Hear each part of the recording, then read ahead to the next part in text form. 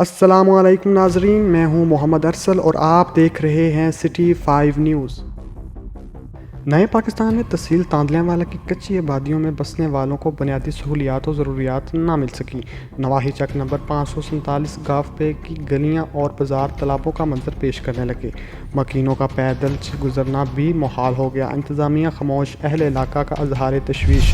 ارباب اختیار سے نوٹس لینے کا مطالبہ کر لیا۔ مزید جانتے ہیں اپنے نمائندہ علی حسن صابری سے۔ جی علی حسن بتائیے۔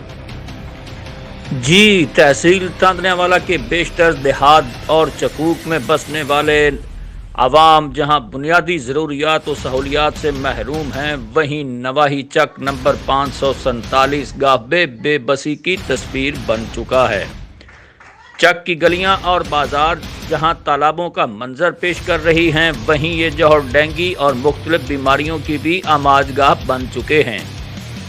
یہی وجہ ہے کہ مکین جگر، معدہ، نزلہ، الرجی، بخار اور دمہ جیسی موذی امراض میں مبتلا ہو رہے ہیں۔